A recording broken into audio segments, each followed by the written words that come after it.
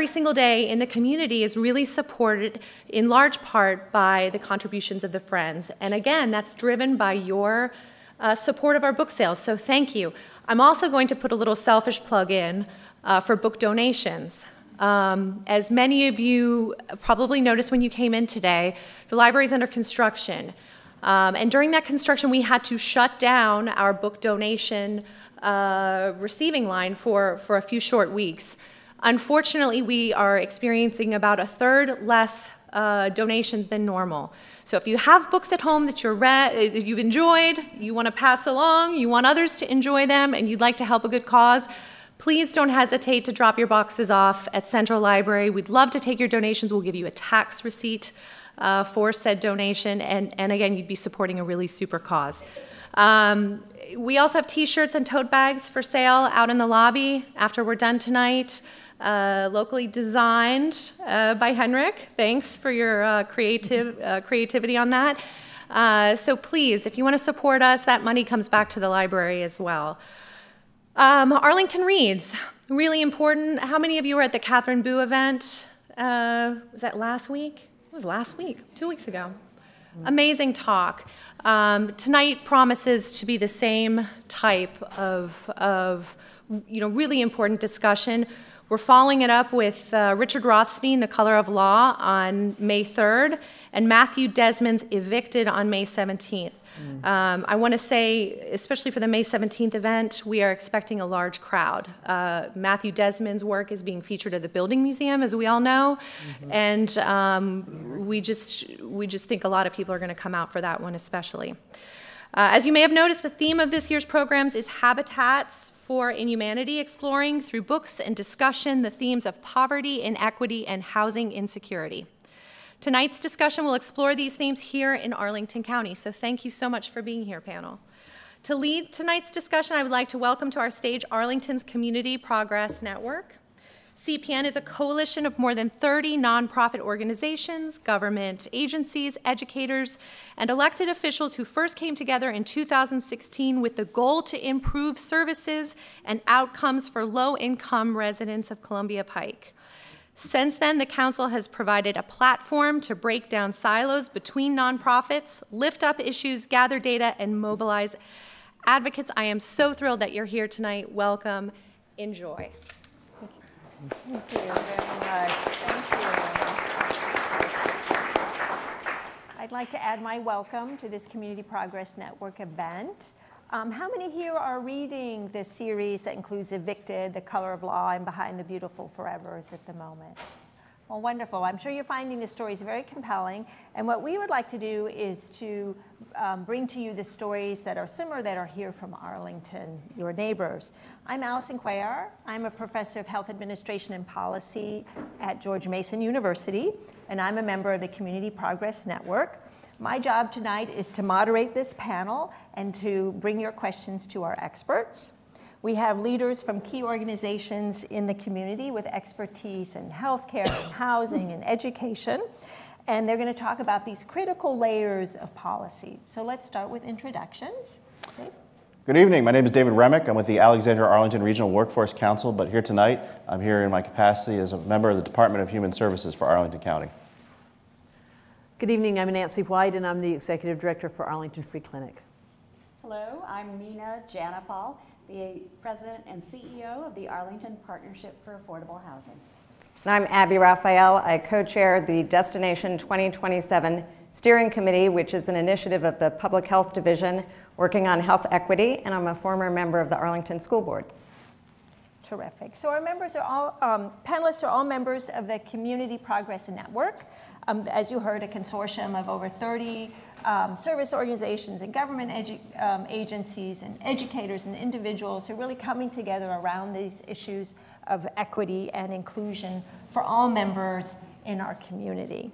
What we do is we focus on mapping programs, services, opportunities for vulnerable populations in the county. And we mobilize on issues where there are disproportionate impacts on vulnerable populations, providing a voice, if you will. And we keep data at the center of our work. So we're data focused and evidence based. Speaking of which, you may have seen here in the library the data walk. So I admit, I'm a professor, I'm a data nerd, but we found stories in those numbers. And so I think you'll agree that Arlington Strategy, an Arlington-based marketing and communications firm, did a great job with these panels. So they're visuals of key information around healthcare and housing and education that really tells a compelling story about the profile of Arlington. So these data-centric posters are also transportable. They were first displayed at the Martin Luther King Day of Service here in Arlington. They moved to the Department of Human Services, and now they're here in the library and will be there until the end of the month. So have a look, and you may learn something about your county that you didn't know about. The other, pardon me, that's my little box here. The other piece that's really important, we believe, is to hear the stories, not just the stories that are in these books that you read, but local stories from your neighbors. And so to that purpose, we have a video that we'd like to share with you.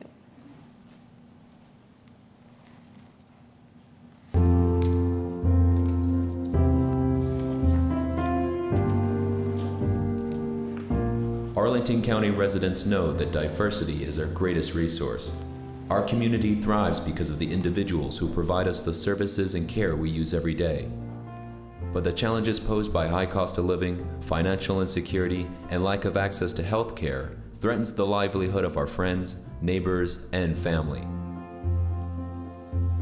You're about to meet 3 of your neighbors, 3 out of thousands who also call Arlington home. Their stories are not just their own, but the story of our community.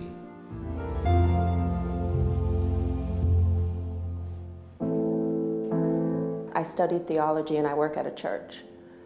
And even though I'm just the office administrator, every day I get to touch people's lives. Every day I get to do what it is that I passionately care about. And I wanted to live closer to my job because the commute was impossible.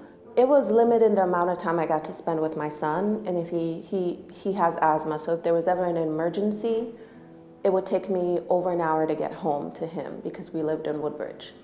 When I look ahead, I don't feel secure about how I can continue to make Arlington my home, because the reality is a lot of the things that would affect that are not in my control. Once I pay my rent, I pay my utilities, I pay gas, pay my car note, property tax, I don't have anything left for myself. And, you know, every week it's a negotiation of what do we desperately need for groceries.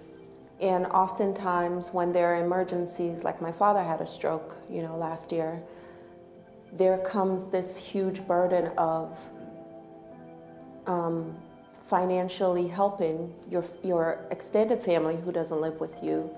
There's this moral obligation that I have to make sure my parent is not begging or just in a really bad place. So those kind of things that are real life are things that for somebody who's living paycheck to paycheck can just throw your whole life into a tailspin. So I can't say I feel secure.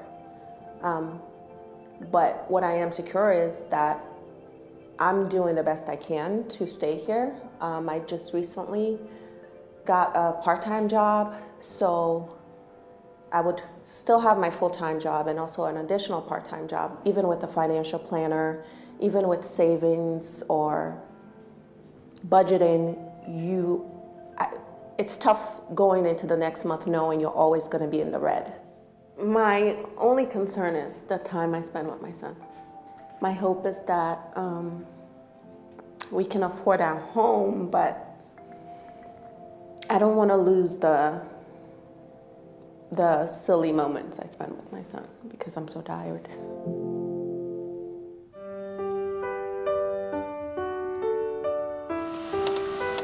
I've lived in Arlington over 50 years. Well, I lived up Yorktown High School for many years, and I went to school here, Williamsburg Junior High School, Yorktown High School, And then I did a stint in the Army for 4 years and came back here and started driving a cab.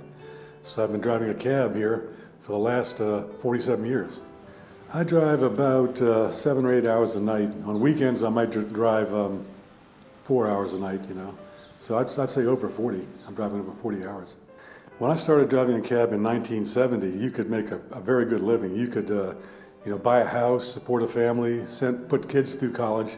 But now it's not as good financially because of the competition from Uber and Lyft and other companies. I go to a military doctor at the Veterans Hospital since I'm a veteran. They give you free medical checkups. I live at the Springs Apartments. I like it very much. It's a very convenient location, and the people are nice here. And I have a parking garage to park in, so that's very nice. But if I wasn't getting the affordable housing help, the housing grant, I'd probably have to move out of the area and live someplace else. I have a lot of friends who drive cabs in this area, and people I've known for many, many years. I'd miss them too if I had to move away. A lot of people have thanked me for picking them up, you know, so some people like the service they get from me.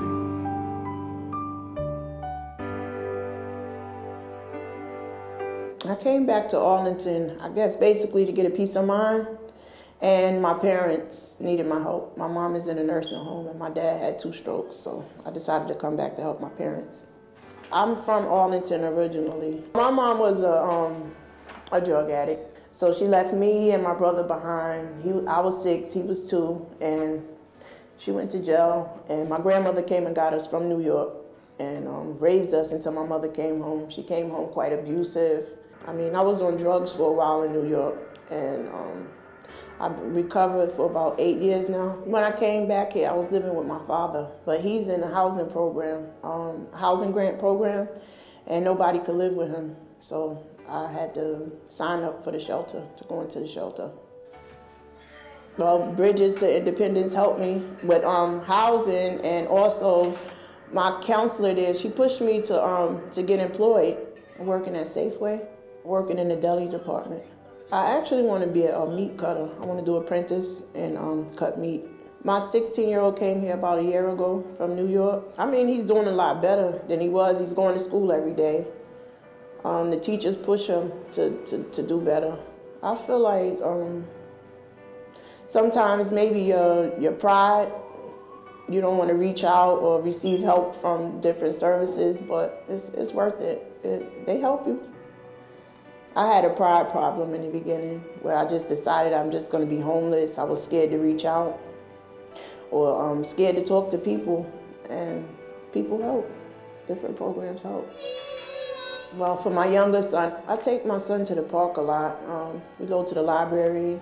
I think his life will be better here in Arlington because it's a lot quieter here.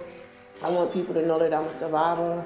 I came a long way, and that you don't have to be down forever. I want people to know you don't have to stay down. Like, it's you could come up, you could do better. And I'm doing a lot better. I came a long way, so it's possible. Despite their obstacles and challenges, these Arlington residents, like so many of your neighbors, are resilient and hopeful for the future. Stability looks different to Easterlyn, to Andrew, to Monique. But that stability can be fragile. What happens when you can't find affordable housing? When your job doesn't provide health insurance? When you use all your savings for an unexpected car repair?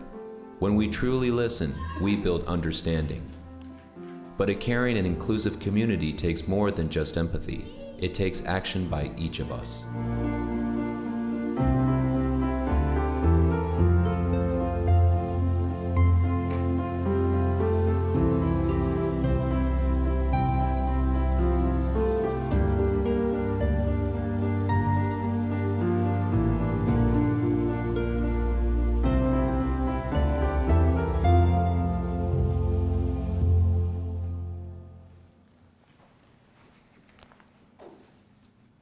Just applaud these 3 residents. I know they're not here.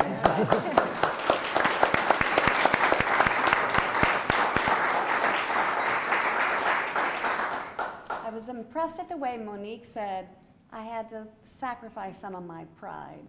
And you know, it was very brave to share your stories of challenge, but by them sharing their stories, we're able to really understand better what makes a fair and inclusive community. So we want to talk now about equity and why equity is such an important conversation for us. So we have talked in this group, the Community Progress Network, about the equity lens, a framework how we look at our choices, actions, processes, and systems, and how they may affect marginalized and underserved members of our community. An equity lens means taking off our blinders, our self-interest, our assumptions that everyone is like us, and considering those who might be disproportionately impacted by the community choices. Those people are often not at the table.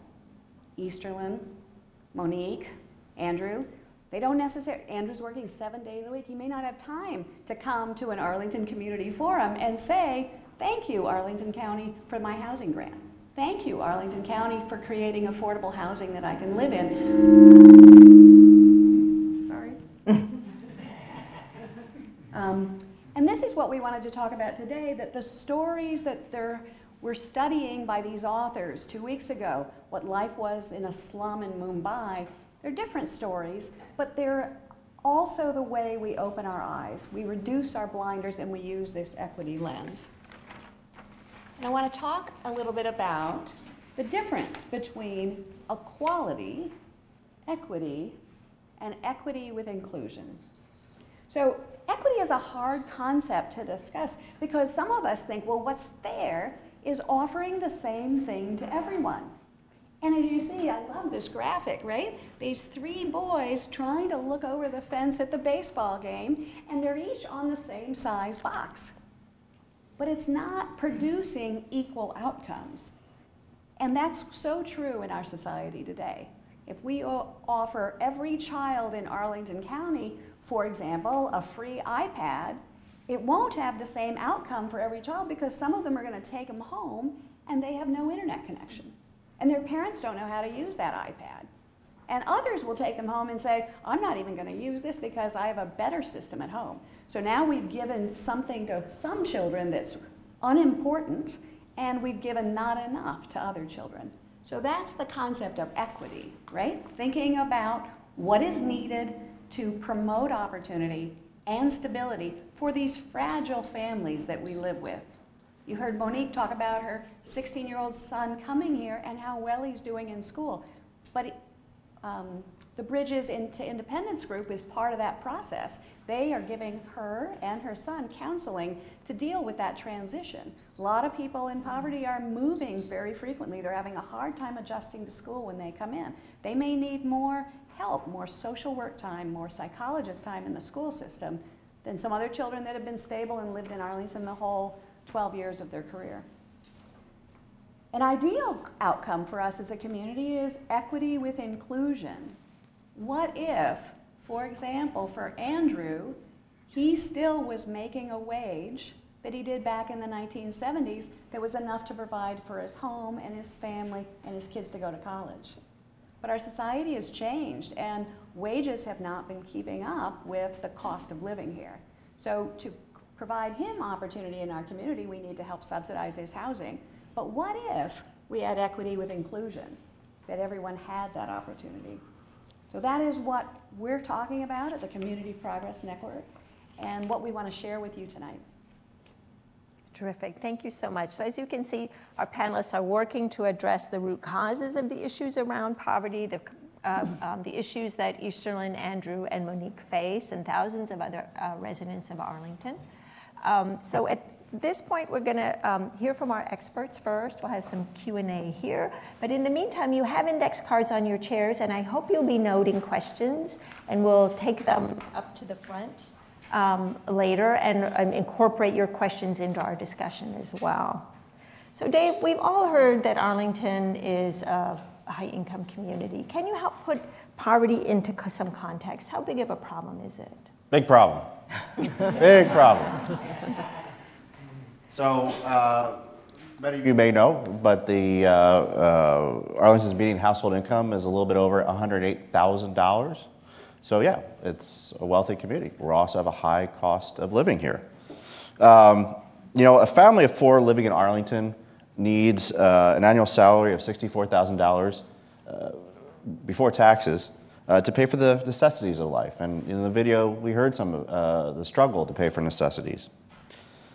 You know, $64,000 would allow a family of 4 living in Arlington to live here, but without any public financial assistance. And so that family would live bare bones. You know, think about it. They would not have money to pay for entertainment, go to restaurants, pay for vacations, certainly no money to contribute to their retirements and college funds. We do have neighbors in our Arlington community who, for one reason or another, generate significantly lower than the median household income. In fact, we are on that slide. 12 to 16% of our neighbors could be considered low income. So let's talk about that for a second. In Arlington, this could mean a family of 4 living on $48,000 a year, an individual living on $24,000 a year. But I want to go back to the family of 4 living on $48,000 a year. That's what, $38,000 after taxes? $750 per week.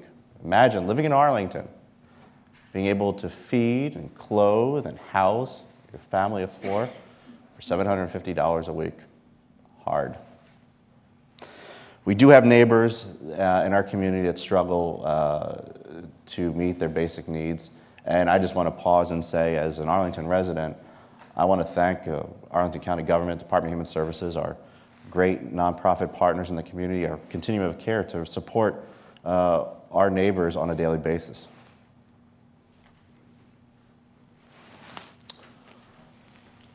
So if we look at this map, you know, one could ask, you know, is poverty concentrated along the Columbia Pike corridor? You know, it's important to know that we do have poverty in Arlington, but it's not concentrated along the Columbia Pike corridor. It's peppered throughout our community. It's along our metro corridor. It's in South Arlington as in North Arlington. In fact, every zip code in Arlington has people living in poverty. We have neighbors living in poverty in Clarendon, in Pentagon and Crystal City, in Fairlington and Glen Carlin, in Roslyn and in Cherrydale. Economic diversity runs through Arlington, not just down Columbia Pike. You know, poverty affects every race, but it disproportionately affects minorities. It's important to note that 20% of our Arlington neighbors are living in poverty, are children under the age of 17. Think about that for a second. Babies, children, young adults, under 17 years old, living in poverty, our neighbors along our community. Living in poverty causes real barriers for these children because it creates barriers to achieve prevents them from achieving their potential, their true potential. So if we could turn to education. The disparity across these zip codes is fascinating to me. How does that play out in the schools? Well, we see significant disparities across our schools in terms of income and poverty. We have about 1 in 3 students who are eligible for free and reduced price meals. That's the measure we typically use in schools. Dave was talking about a family of 4. For that to be eligible for the free and reduced price meals, it would be a family of 4 earning $45,000 or less. And to put it in terms of numbers, we have about 8,400 students who are eligible for those free and reduced price meals. And if you go to the next slide, this really shows the significant disparities we see in income when we look at our students. So on the left, you can see Tuckahoe, Nottingham, Discovery, Jamestown, and Taylor's in there too, all with less than 5% of their students being eligible for free and reduced price meals. But if you look on the other side, you can see these other schools going up to Carlin Springs with more than 83% of their students being eligible for free and reduced price meals. Just a really significant difference. And if you know where some of these, if you can actually go back, some of these schools are, there certainly is more concentration in South Arlington than in North Arlington. Now, schools that have 40% or more of their students eligible for free and reduced price meals are Title I schools, and that provides additional funding through the federal government to support students for their academic needs, things like reading specialists. So you can see that a number of our schools are eligible for that and getting those additional resources. But over time, we've become a wealthier county. So back in 2004, we had 13 elementary schools who were eligible for that Title I funding. Now we have only 8.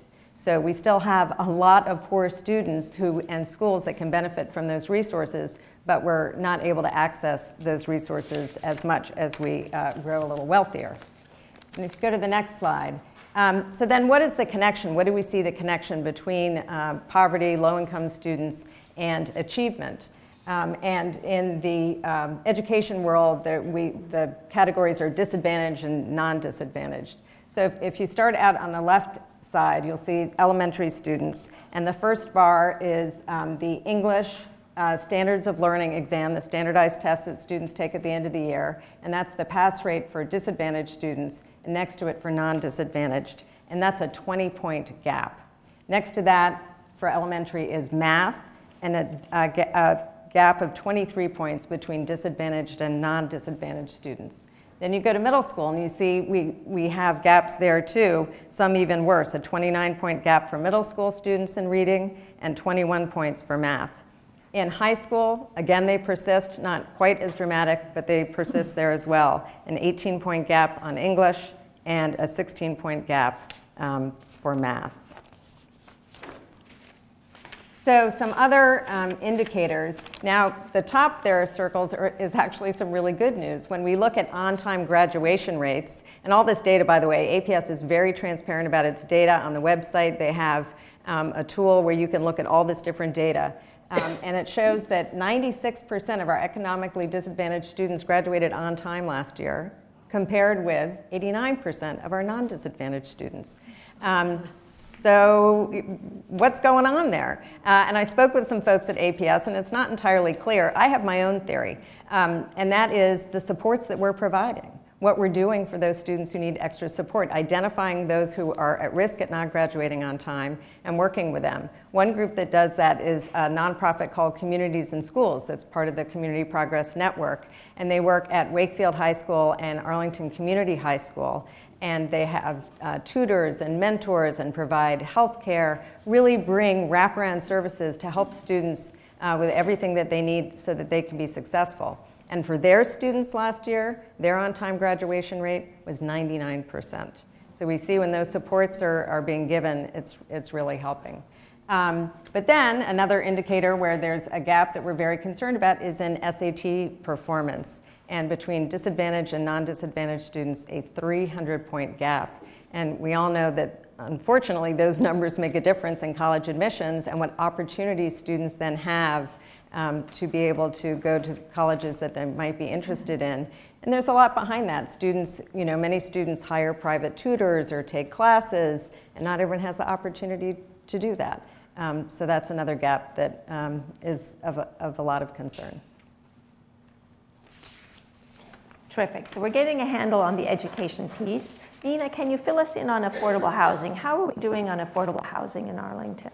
Well, the county did a wonderful affordable housing master plan a couple years ago and really tried to get into the data of what the need is and what the challenges are. And they identified that about 18% of our population today is low income. That meets the federal standard for 60% of the area median income, or about $65,000 for a family of 4. Dave talked earlier about that's about the minimum you need to live in Arlington. So we have 18,000 families below that today. And we have about 9,000 homes, rental homes, affordable to that population. So we have a gap of about 8,000 housing units that aren't affordable to that low-income population, which we know is a fragile population. They're really struggling when they don't. Where are they living? A lot of them are doubling up.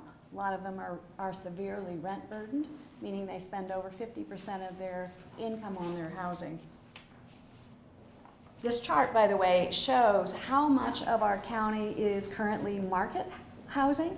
45% of our rental stock is affordable to folks earning over that $100,000 a year for a family of 4 or don't know what the exact number is, but like 80,000 for a family of 2.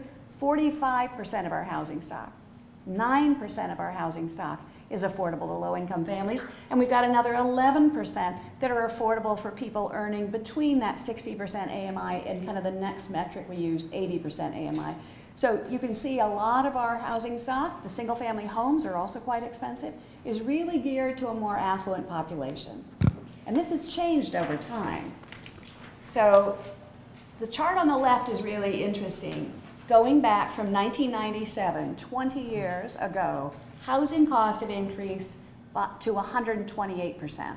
128%, while at the same time, income has increased about the same level as CPI. In other words, about the same rate as inflation, and so it's increased 60%. So half of the growth of housing costs. So this community has distinctively, over the last 20 years, become less affordable. More of the low-income neighbors that lived here in 1997 could find housing on the market. And that's also shown by the graph on the right. So this was again from the Affordable Housing Master Plan. In 2000, we had about 20,000 what the county calls market affordable, or MARCs, 20,000 apartments in this county that were affordable to low-income households, dramatically dropped by 86% to under 3,000 apartments in 2017, 3,000 apartments. So if you think again about those videos, there were real people living in those apartments that are today not affordable to them. It's a really dramatic change for our community. Another way we look at housing and the housing impact is how many hours would it take to work at minimum wage to afford a one-bedroom apartment in Arlington? 109 hours a week. Honestly, a physically impossible number of hours. So that gets back, the minimum wage here in Arlington is $7.25 an hour. Just across the river, it's $11.50. So get back to that issue of equity and barriers. We as a community haven't raised our minimum wage to keep up with our cost of living, and it's extremely difficult for someone to live here at a minimum wage. And there's many minimum wage jobs here. Food service, janitorial, construction, and you saw at the beginning of our video the baristas, the waitresses, the servers. You know, maybe somebody that you touched today is a minimum wage worker who works in Arlington that couldn't live here or has to live doubled up. And housing insecurity. So that's the other thing you heard from the video. For folks who do get affordable housing in this community, they're often one paycheck away from losing that. If they have a major car repair, you heard Easterlyn talk about her father being ill. If they don't have health insurance, you'll hear more about that from my colleague Nancy. But for many of these families, they don't have wealth. They talk about asset poverty. So not only are their wages low, but they have no savings. They don't have an ability to be resilient in the face of a crisis. And that is something that Arlington does do a good job on. We have the Department of Human Services that has emergency funding. We have a lot of churches that reach out on that. We have a nonprofit called Arlington Thrive that helps with that. That's an important part of our safety net and our underpinning. But I think it's also important for us to make sure, again, those of us trying to look with an equity lens, how fragile those folks are. Turning to healthcare, we've heard that when such as Easterlyn's case, an unpredictable accident, illness can kind of tee off a crisis. What else affects health outcomes? Well, so many factors. You name one and it affects health outcomes these days. Nina did a great job on the last slide of talking about different factors that affect housing security, and those also affect health outcomes. But for example, education, a lifetime of health exams, medical exams, dental exams, access to healthy food, access to a safe neighborhood where somebody can be physically active. In fact, I think it may be easier to sort of share these different factors in a story of two women who both had the same cancer diagnosis, both of the same age, but lived in different parts of Arlington. They're real women. I know them both, but their names I'll change for tonight. We'll call the first one Karen. And Karen was highly educated, had a professional job in the city. She was married to a highly educated individual who also had a professional job. They owned their home. They had health insurance. They had 2 children who had an education fund for their college that was nailed away. They had also had a lifetime of good health habits, so that they both exercised and they took care of things. They were able to, they had a network of friends. They had a network of extended family. And that, when that came along, and when Karen received a diagnosis of a very aggressive breast cancer, her diagnosis came early because she had a gynecologist that she saw on a regular basis. She got that diagnosis, immediately went into treatment, and had the standard chemotherapy, radiation, surgery, breast reconstruction, and then rehabilitation following that, which is a horrible diagnosis. It's a horrible thing to go through, but all Karen had to worry about during that time was her cancer. That's enough. But that was her worry, because financially she wasn't going to lose her job. She was able to take 6 months leave of absence and then go back 3 days a week and then go back 4 days a week. Her health insurance stayed the same. Her husband's insurance stayed the same. We had this, the network was there. The friends came in and supported her through this horrible time. And she has a good prognosis, and that is fortunately now mostly in her past. Carla, on the other hand, had a bit of a later diagnosis. She was new to the country, single mom, 3 children in Arlington Public Schools, and she came to Arlington Free Clinic as, through our breast health outreach, a friend brought her in for a breast exam. So fortunately, in Carla's case, she got a fairly early diagnosis. It took her a little while because of her job to be able to to get to the right doctors at the right time, but she was able to do so. She worked as a waitress. She relied upon the extended day at the school systems to care for her kids after school so that she could work, but also so that she could start to get her care. And she lived in an apartment that was a little more than she could afford at that level of income, probably $15,000 a year, which is less than what we were talking about with the 38.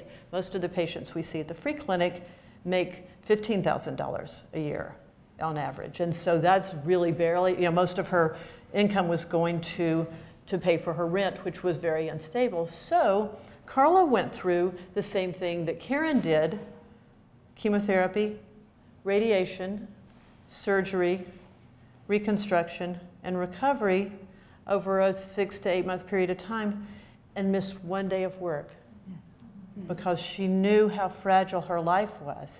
She missed the day of her surgery. That was it. And some of you in the room probably know how bad you feel throughout that course of cancer treatments, but she knew how fragile her life was and that she couldn't miss because she would lose her job. Or if she didn't lose her job, she wouldn't get paid, and then she might lose her apartment. She'd lose that ability to get food for her kids. She had a teenager. If she's not around and able to focus, then the kid stops going to school, then you get a criminal justice thing, and it all spirals out of control. And so that, this heroic story that, that we hear on a daily basis that just stops your heart was so true. But she also has a good outcome, because Arlington's a community that has this network of safety net services that catch people at various stages of their lives.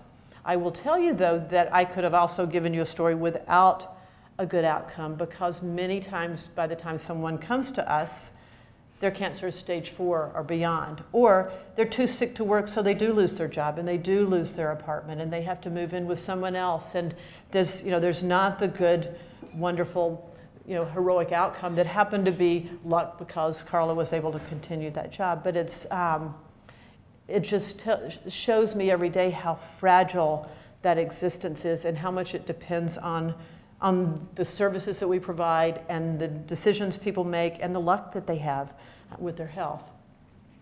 What you'll see, too, as we were talking earlier, Arlington is one of the wealthiest counties in the country, one of the most highly educated. It's small, it's compact, we should be able to do things here. It's also one of the healthiest. And when you look at the neighborhoods, and you look at the neighborhood where Karen lives, and you look at the neighborhood where Carla lives. So Karen lives down near Aurora Highlands off of Ridge Road Drive. Is that what it is? Arlington Ridge. And then Carla lives up near Buckingham. This is looking at life expectancy. It's a great data set that was paid for by the Northern Virginia Health Foundation. It's on their website, and it looks at census data and looks at various factors of health and life based on the census tracts. And what it's showing is a 10-year life expectancy between these two census tracts here where these two women lived. And it's also looking at, it shows the difference in median household income, $100,000 difference in median household income, a difference almost double the high school graduation rate in those areas. And that data goes even further. You can dig in even deeper. It's, if you're into the data like we all are, they're really interesting to look at, to see just within our own little small community the disparities that live there. And then one day you hear, oh, Arlington's the second healthiest county and the second most prosperous county in the state, and here we are with these sort of disparities, which to me is not okay. I think that it's all, incumbent upon all of us to sort of understand this better and to figure out why is it that this happens. Let's go to the next slide and talk a little bit about access to health care, because I think it's particularly an interesting time with what's going on in the General Assembly with discussions about Medicaid expansion.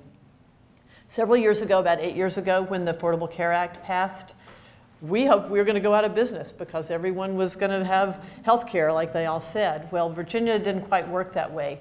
And without the Medicaid expansion, these individuals that would otherwise have qualified are still left uninsured. In Virginia right now, in order to qualify for Medicaid, you have to make $9,600 a year or less and have children, or be disabled or blind.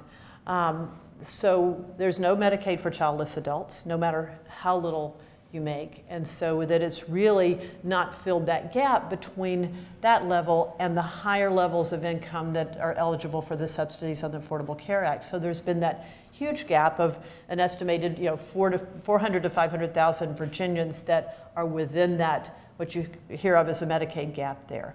If that does, in fact, change, that's going to bring health care to a lot of people, not to everyone, but to many. And so you can see in the zip code map here in Arlington that 14% in 22204, which is where the Arlington Free Clinic is located, is amazing to me that there's still that many individuals that are going without health insurance. And it really strains the resources of the services that are available to provide what we can do, because there's so many people that are there.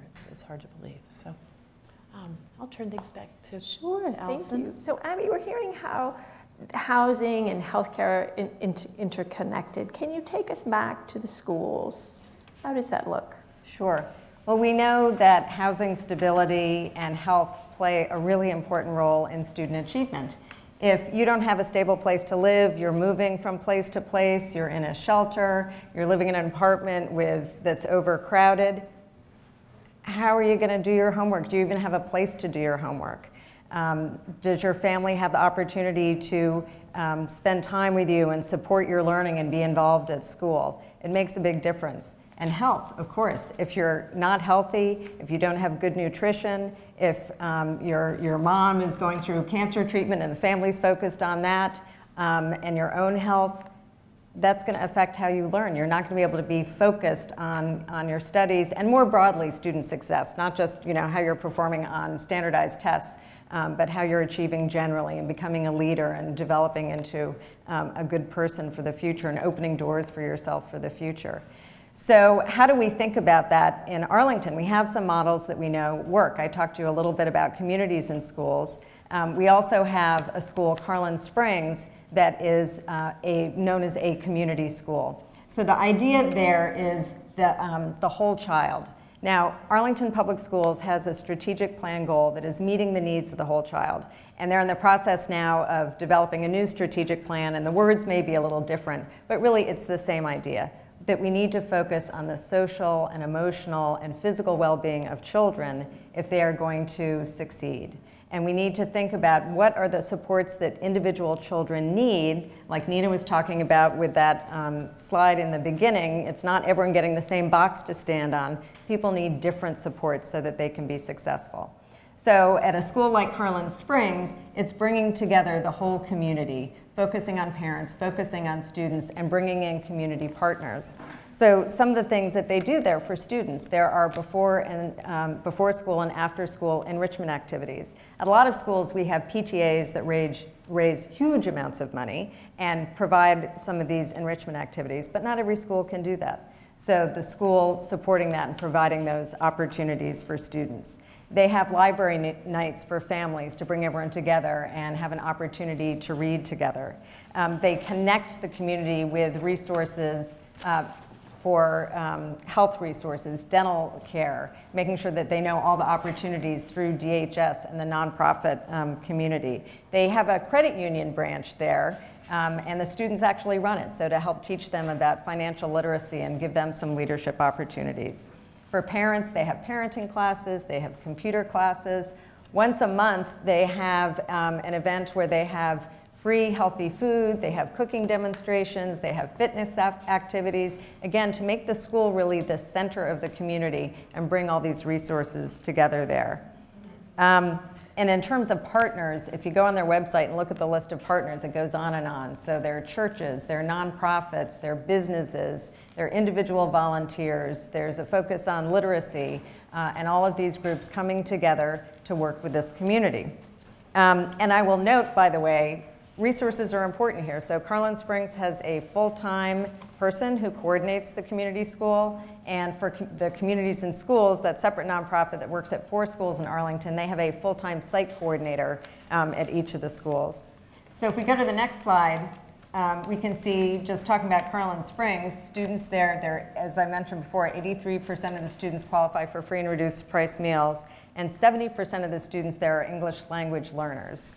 And so how are they doing? Well, they're doing great. So the pass rate, just for one example, for English for elementary schools is 86%, and at Carlin Springs it was 81% last year. For the state, it was 79%, so Carlin Springs outperformed the state. And when you look at other schools, going back to that initial list I had with the disparities on income, Carlin Springs is doing near the top of those schools on performance on the different tests. So we see when we're really bringing the community together, identifying what the needs are, taking down the barriers, providing the supports, we get results. Now we have more to do. We're not all the way there. We still have disparities, but we think it's a model that really works. Terrific. So if you ever have the chance to reach out to the staff in the community around Carlin Springs, if you don't already, it's a gem. It just has a great vibe to it. They've done a wonderful, wonderful job there. So the Community Progress Network is about equity and inclusion. And so I'd like to ask each of you, if you would, what equity means to you.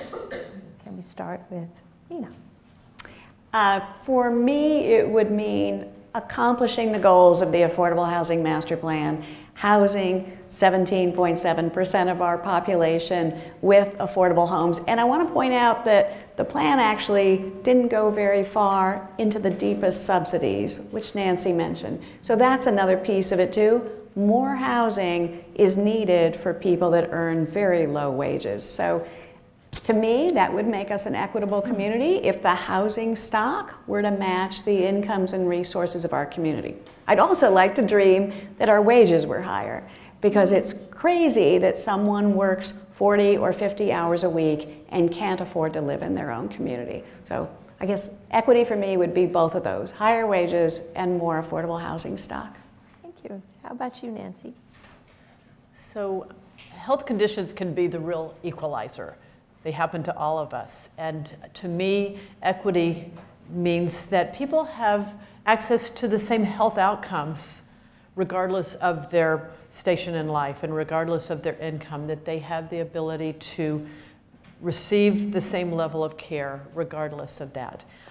We all hear about, there are a lot of health conditions that have lifestyle factors that relate to how you eat, how you sleep, how your stress, your exercise level, and all of that. But that goes across, across social bounds. But I think there's so many factors that in health that are just bad luck.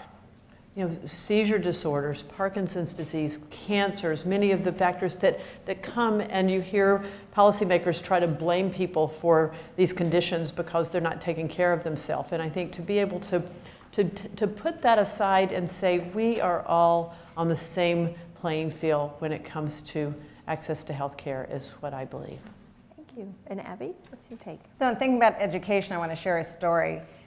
When Tremaine finished 9th grade, he got a job because he had to help his mom pay the rent. And he didn't have access to the internet, so he would stay after school so he could do his homework and access the internet. And there was a minority achievement coordinator at his high school who really believed in him and saw his potential and encouraged him to get involved in some leadership activities. And one of those was the Model General Assembly. That's a program that's run statewide by the YMCA, and the students come up with different bills, legislation that they'd like to see, and then they work here and they have teachers who help them and they practice here and meet with legislators, and then they go to Richmond for several days and actually meet in the General Assembly chamber and sit at the desks and introduce legislation and debate, and they have lobbyists. It's an amazing experience. Well, Tremaine, to be able to participate in this, needed some support, and the YMCA gave him financial support. He needed a suit, which he had never had before, and one of the board members took him shopping and got him a suit. He went down to Richmond, and he realized this was his passion. He loved this, and he was really good at it. And he was so good at it that his student colleagues, and there were hundreds of them, there were more than 500 students who participate, elected him to be the Speaker of the House. So he ended up with this tremendous leadership position. At the same time, he was doing better in school. He'd found his passion, things were going great, and so for 2 years in a row, he was awarded the most improved student at his high school. So when he came back, Arlington magazine found out about him, and they ended up writing a story about him and some other students who were doing remarkable things in Arlington. And then Marymount University saw that, and they offered him a scholarship to Marymount. Mm-hmm. So to me, that's just a story of, with equity, people believing in everybody, seeing the potential in everybody, breaking down barriers, giving them the supports that they need so that they can be successful. And so we need to do that obviously in the individual level and see each child, but of course as a system, we need to look at, well, how do we do this across the whole system? So part of that is with the programs I've talked about at Carlin Springs and communities in schools.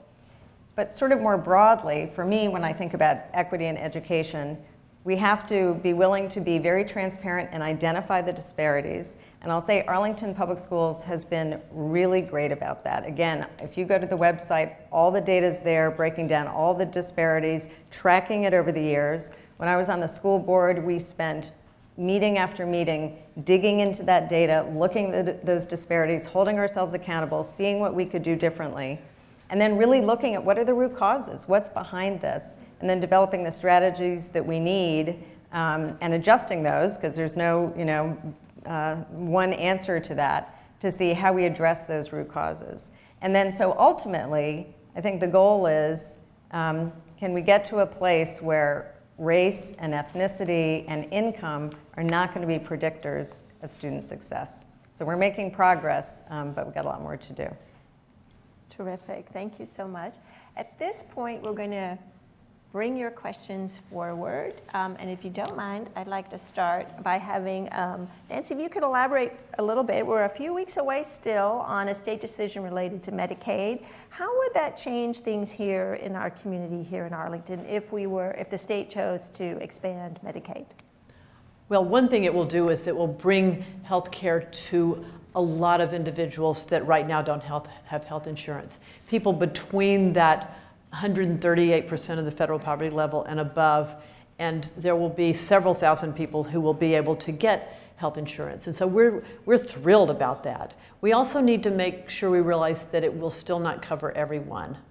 Immigration status, particularly, for example, individuals that got their green card and it takes 5 years before they'd be eligible for Medicaid. And so everyone will not be covered for various reasons, but it will cover quite a lot of people. We also need to realize that the Medicaid benefit will probably not change. And so, for example, the dental benefit for adults is extractions only. And so there still will be a great need for dental care throughout the whole safety net area. Also, too, because Virginia is number 47 in the amount that they pay providers for, number 47 in the country, in the amount that is paid providers for care that's provided, for Medicaid provided. So it's not clear how many physicians and others will be signing up to be Medicaid providers because that payment is so low that it is actually becomes an expense for them to be able to see the patients. Many of them will just because they are caring individuals, but it's going to be more difficult. And so we'll need to watch and never assume that, oh, that's fixed, just like with the Affordable Care Act. You know, it was easy to assume that everybody had coverage, but we'll need to just watch carefully and make sure. But we are convinced that there will still be people that will need the care that's provided through the safety net. Thank you. And another, I see that waiting here, so I have another question. So another policy proposal that's there in the wings is from HUD Secretary Ben Carson, who proposed to raise the work requirement for low-income Americans receiving housing subsidies. How might that play out here in Arlington? Nina, can you help us visualize that? Sure. The Section 8 Housing Choice Voucher Program is the most important form of support for the very lowest income in this country, as is public housing. We don't have public housing here in Arlington, but that's another way we serve the lowest income population. So this proposal by Secretary Carson, those of you who didn't hear it, was to raise the minimum rent paid by all households from $50 today to $150 a month.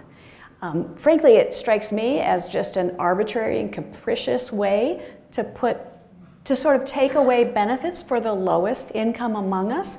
It doesn't have a purpose. It doesn't have a strategy. I was actually at a meeting with a HUD official on Tuesday who said, we're thinking of piloting a program that would offer folks an incentive to get out of their Section 8 housing choice voucher by giving them a $2,000 education credit to use on getting new skills. Now, those are the kind of things that might address this, but this was described as a way to incentivize people to get off Section 8, and I can't see how taking the very lowest income, because if you're only paying $50 a month, it means that you have basically no income, and taxing them more would help them, would incentivize them. It feels like it would just penalize them. So those of you who don't know, Arlington County has about 1,300 Section 8 vouchers in this county, and those are a really important part of the support for low-income people here, and we have a waiting list that has been closed for years. The estimate nationwide is that there are 3 to 4 times as many households eligible for Section 8 as can get them. So it's a precious commodity, it's an important commodity. Frankly, it'd be great if our HUD secretary were going the opposite direction and saying we should double or triple the amount of Section 8. That would be meaningful.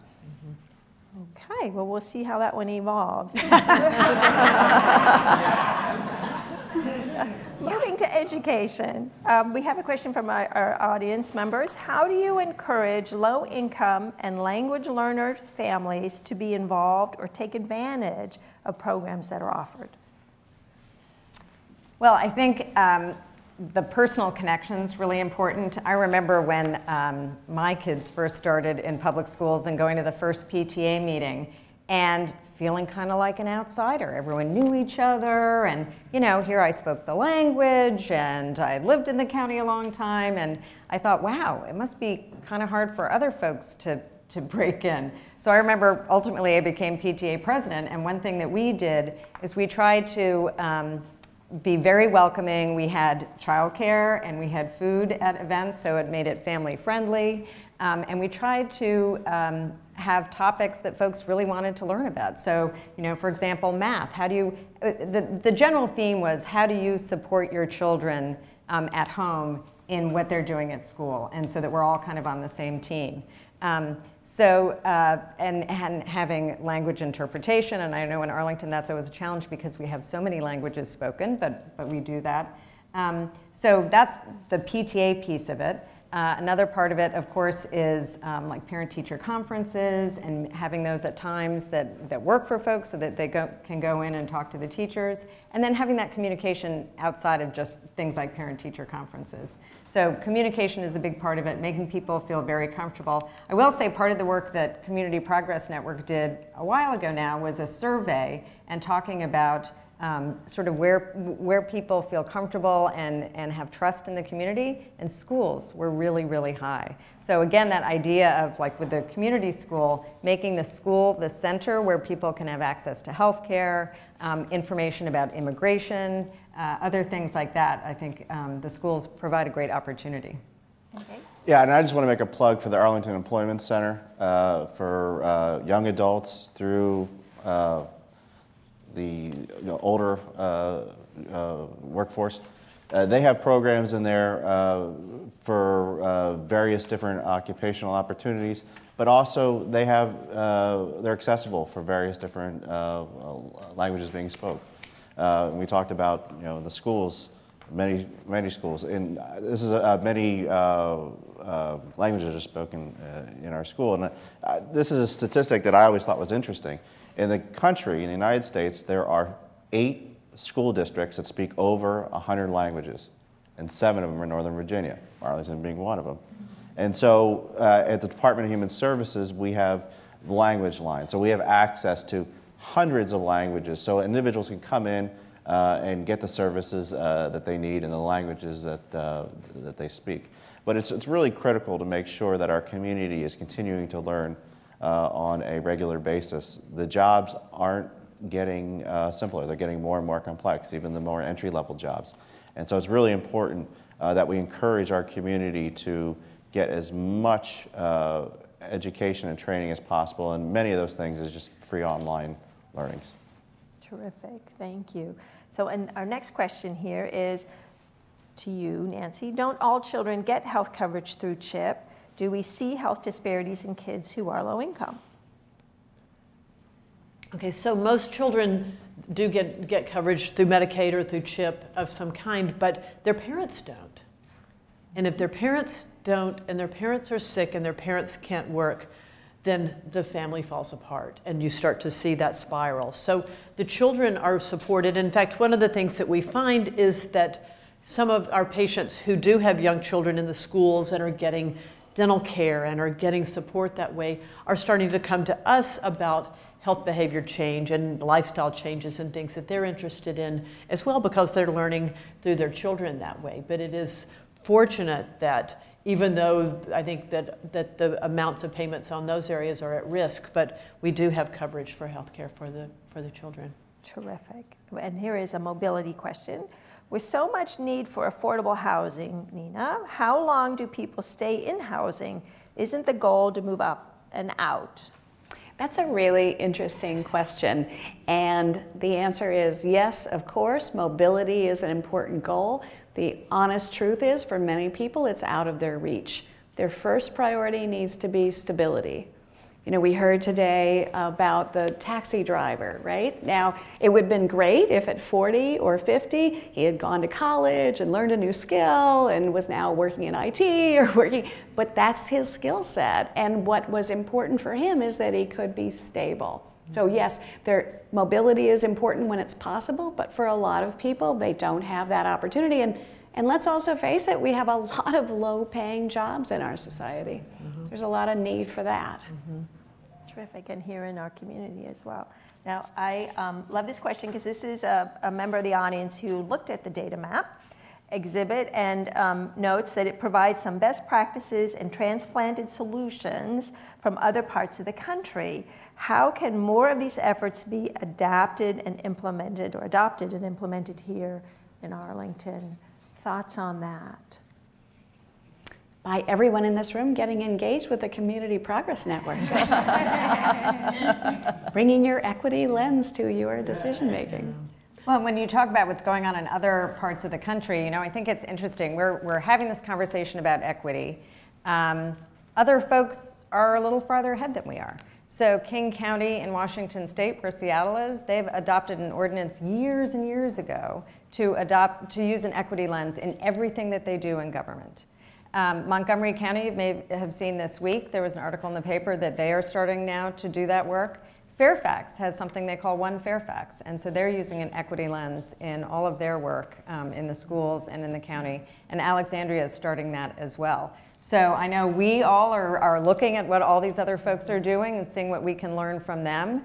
And I think, you know, a goal ultimately would be that we, in a more formal way, through an ordinance or something like that, really adopt this equity framework. And then all the work that we're doing, trying to flesh that out. What does that mean in education, in affordable housing, in healthcare, and in everything that local government and nonprofits are doing?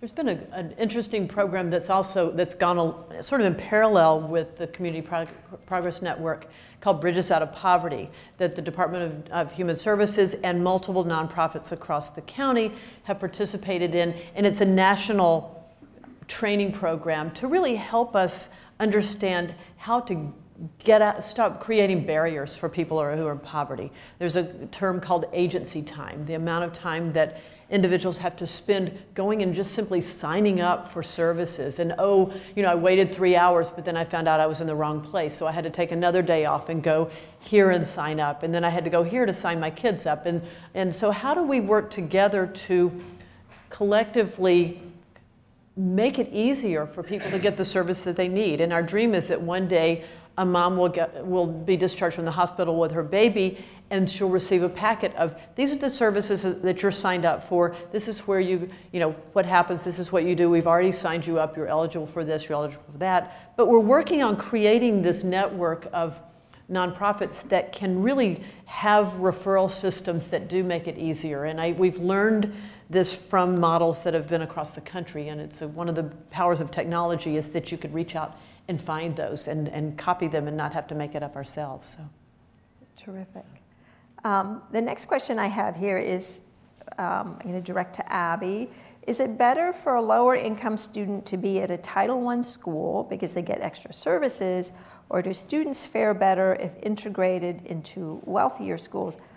And before you take that one, I did want to point out some really fascinating work that has been done by a professor at Stanford who's looked at equity and young kids, and finds that low-income children who grow up in communities that are income diverse, that also have higher income neighbors, do better than low-income children who live in concentrated poverty communities. And part of that appears to be the schools and the services. But let me turn it to you. Now that we're at the more micro level, Sure. Title I school versus mixed school, what is your thought? So I actually did my own analysis a while ago because I was interested to see low-income students at Title I schools versus low-income students at non-Title I schools. And the low-income students at non-Title I schools typically did not do as well as their peers at the Title I schools. At the Title I schools, as I mentioned, they're getting additional resources, reading specialists, extra time, math support, and a whole host of other supports, mentors and tutors and all of those kinds of things. So that was kind of interesting. But from a societal standpoint, I think we know, and we always talk about this community being inclusive and diverse, and not wanting the school's demographics to look like they do on that chart that I showed you, where we have, you know, a school with 1% free and reduced lunch and another school at 83. I know in my own life, when I was choosing a school for my children, we didn't go to the neighborhood school. We went to a school that was a Title I school. And there were so many languages spoken, and it was such a rich experience for them. And I know lots of folks want that. Now, the reality is, I mean, there's some discussions going on in the schools right now. There was a proposal to make a neighborhood school in North Arlington into a choice school. And I think, and I don't represent the school system now, I'm not on the school board anymore, so I'm just offering my thoughts, but some resistance in the community to doing that.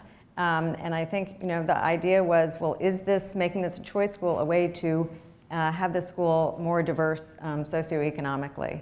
And we don't have a lot of tools because we're not going to do busing of kids across town.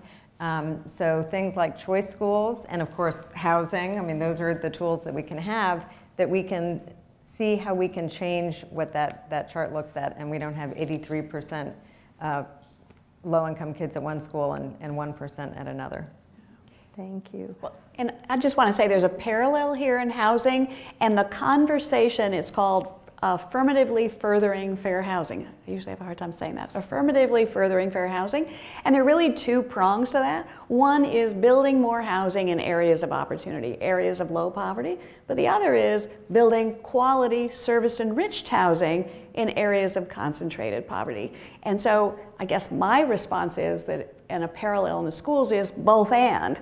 If we have a school like Carlin Springs School with 80%, let's really nail it with that kind of community school wraparound services, and maybe the next 3 on that graph ought to have that same level of service. So that our families, we don't necessarily want our families also to feel like they have to go to one kind of school or another. We hear from a lot of our residents they like going to a school where a lot of the staff and the students maybe speak the same language that they do. So that's another piece for me of the equity lens, is not always assuming that, you know, one piece of research is what everyone wants. Choices, I think, are an important part of those outcomes too.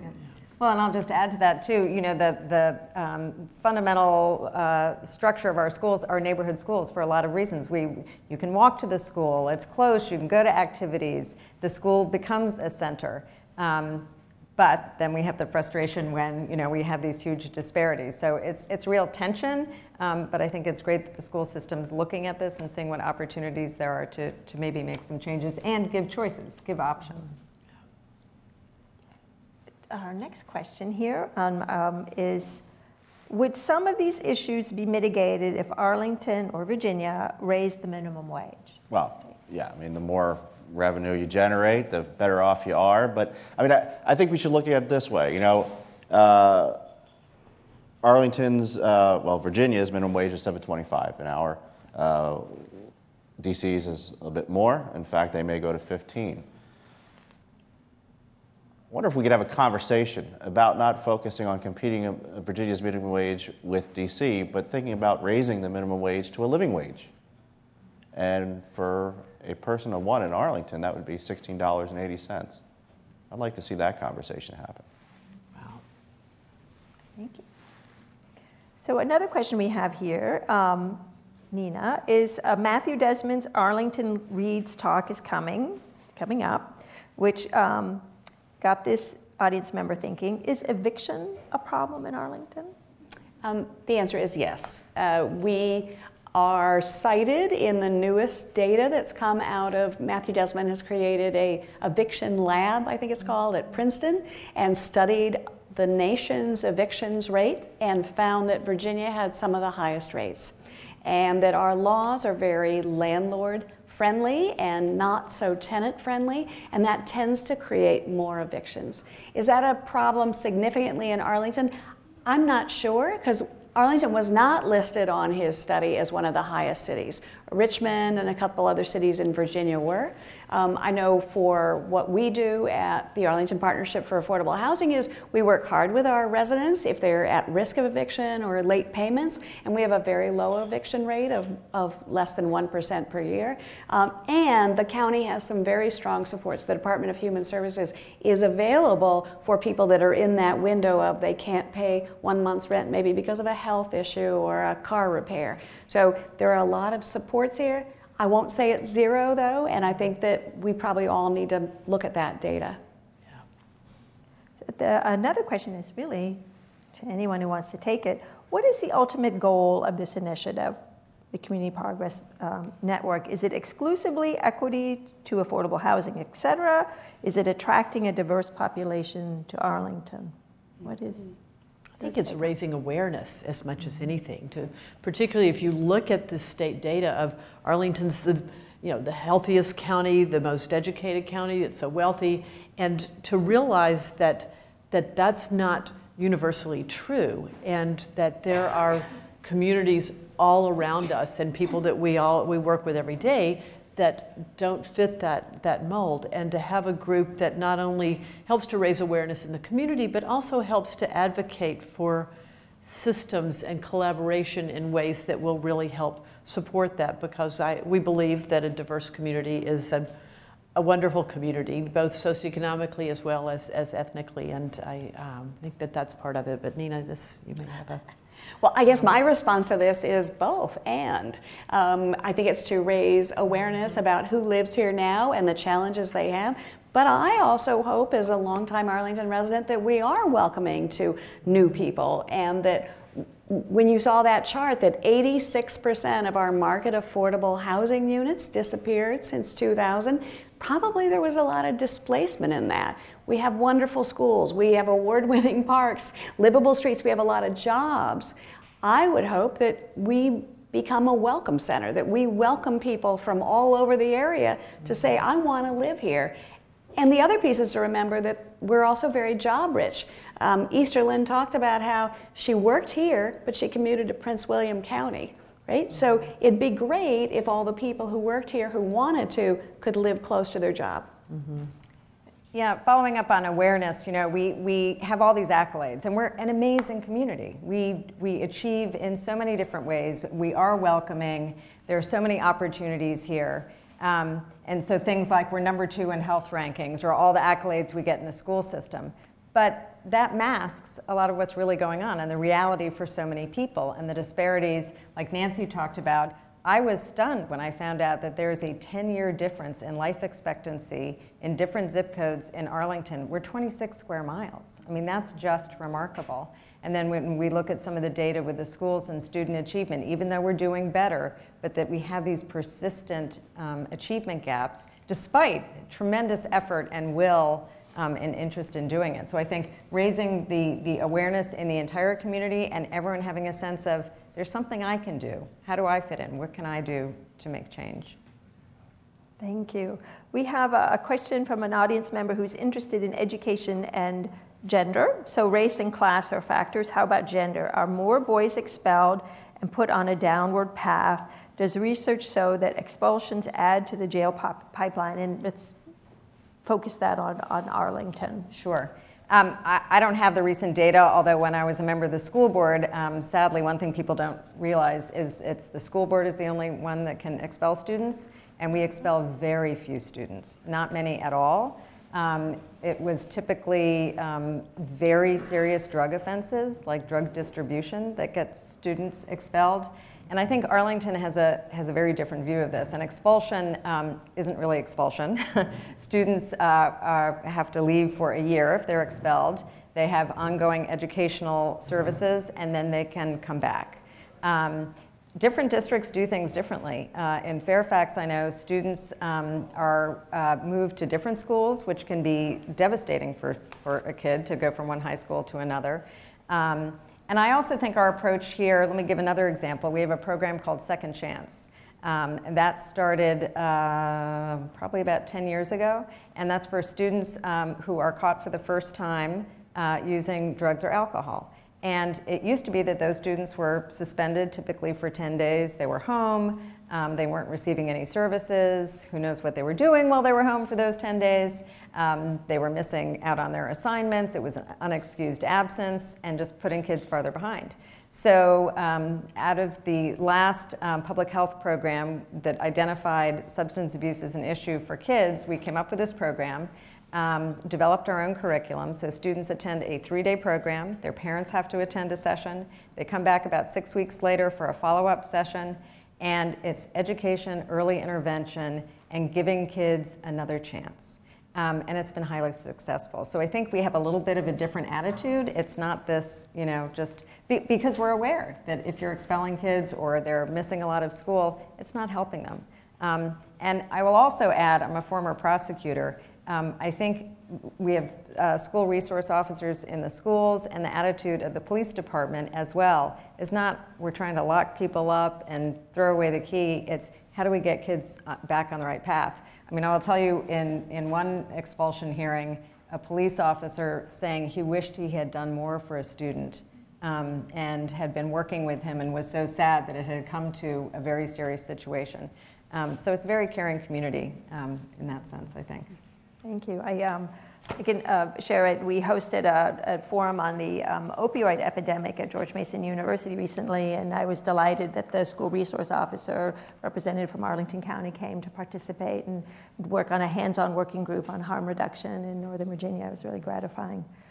Another question here is, many people who are working in DC moved to live in Arlington, affordable housing, at least in the past, because DC had lower income limits. Is it fair without fair share regional agreements? Can you repeat that? I'm not sure I'm familiar with that. This would be similar to your comment about the minimum wage differences. When you have these differences in service and policies, people may gravitate towards where the services are more generous. Is that, what is your take on that? I'm not familiar with any programs that advantage someone moving from DC to Arlington. In fact, it's pretty much the opposite. To be eligible for a housing grant in Arlington, you have to prove that you had prior existing residence in Arlington. You can't apply from Alexandria or DC. To be eligible for some of the Department of Human Services programs, to be eligible for homeless programs, I think you can't get access to those services without proving some residency in Arlington. DC has its challenges with affordable housing. It's really a region-wide problem, so people get on the waiting list probably for multiple properties, but I think it is important that we do what we can, but I do think we actually have less of a burden than most of our peers. When we do our point-in-time survey, for example, of the homeless, we have a couple hundred unsheltered homeless. DC has several thousand. So there is, my heart bleeds for knowing there's people across the river with a bigger challenge. I don't believe, though, that our policies actually promote that, promote people coming across.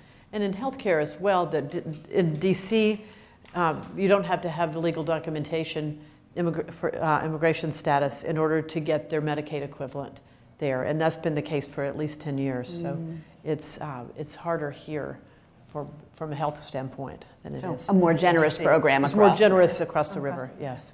Thank you for that. This question is about how to talk to your children. How would one talk to one's children about equity? Well, I have a 10-year-old. I talk about it to her all the time.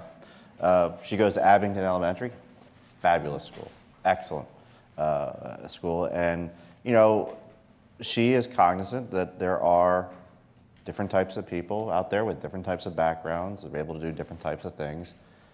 And at the end of the day, my strategy is just to be open and honest. I think if we are not doing that, we're doing our children a disservice. So my advice is to be open and honest with our youth and explain exactly what's going on in the world in a way that they could comprehend, so that they could understand that they needed to do the best that they can every single day to prepare themselves for their futures. Not doing that will do a disservice to them. Excellent. I think with stories. Stories. With stories, just like we're doing tonight. I guess for me, the conversation I had with my children all the time was to remind them that they are children of privilege. So when they say, that's not fair, that kid got some extra, to say, you got a lot. You started with a lot, 2 college-educated parents in this wonderful community of Arlington. So that's the refrain I use with my children. I think empathy is a big part of it too, and how do we develop empathy in our kids? Part of that, I think, as parents is modeling. A lot of it, I think, is very intentional in the schools, things like community service programs, where kids are really thinking about how can I help somebody else, and realizing that they have privilege. And actually, I keep going back to stories, sorry, from my own kids, but again, back in the PTA, this Title I school, this very diverse school, and starting a community service program.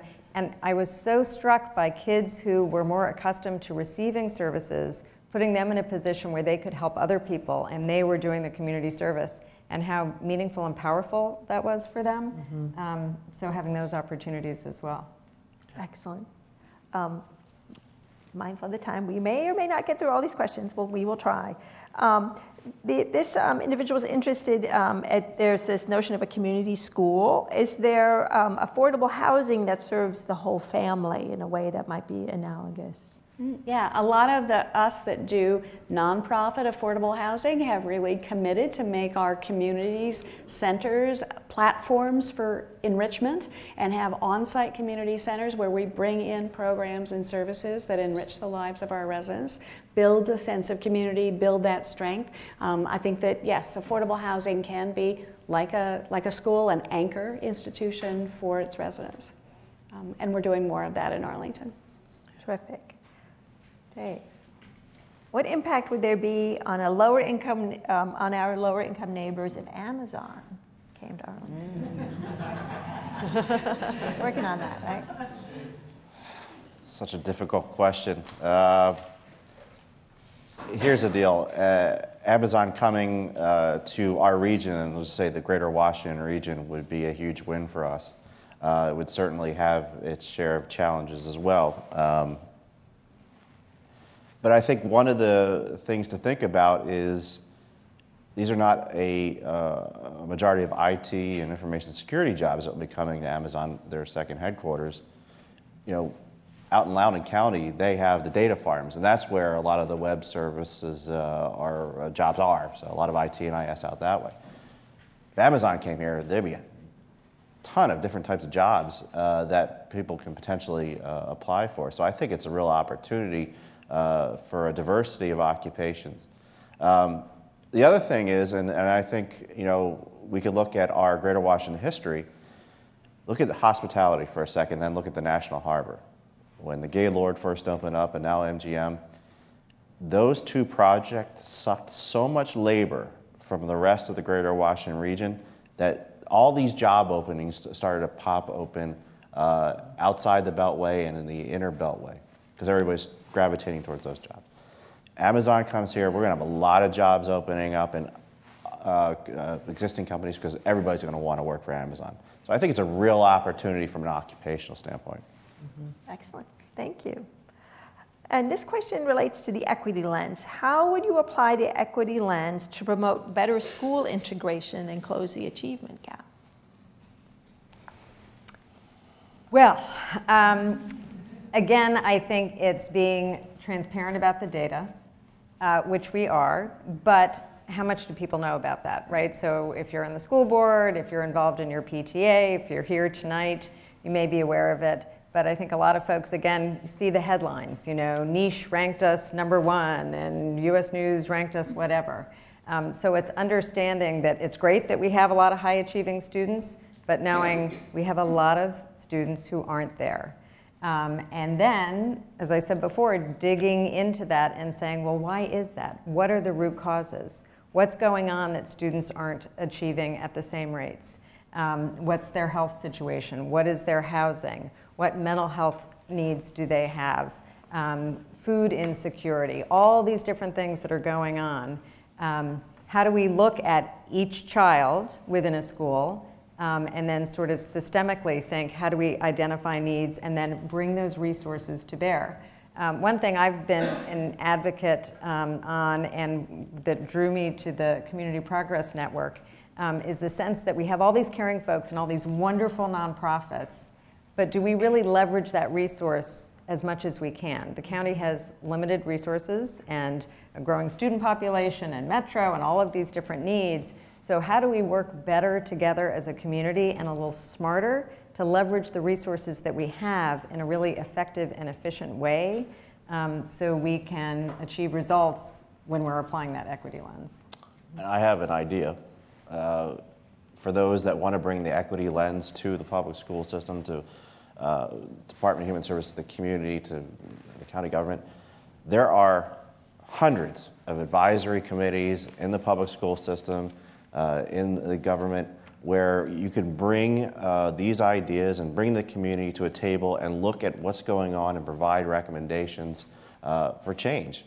And many of these committees are dying for new volunteers to come aboard. There are a lot of openings. And so there's a leadership opportunity out there for a great many of you. I challenge you all to take advantage of it. Right. Terrific. Thank you. I think that might be a good point to move to close our session tonight, because we have addressed most of your questions here. There are a couple more nuanced ones. We promise, and if anything we couldn't answer tonight, you will take additional questions. And on the Community Progress Network website, you'll see a blog section, and you can follow up if you didn't have a chance to pose your question, or if we didn't get to your question tonight. But what we would like to do at this point is a call to action. What can you do to help promote equity and inclusion in Arlington, in our community? Practice, flex that equity lens muscle. See if you can address, as you're addressing issues or looking at situations, remind yourself about the equity dimension to it.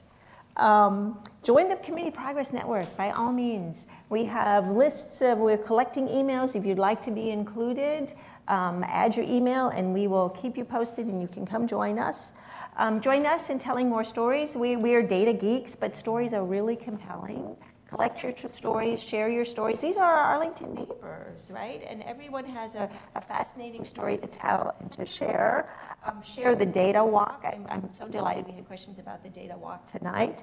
And share your ideas. I want to thank you all for coming out tonight. I want to thank our panelists. I want to thank the county library and their fantastic staff. Have a safe ride home.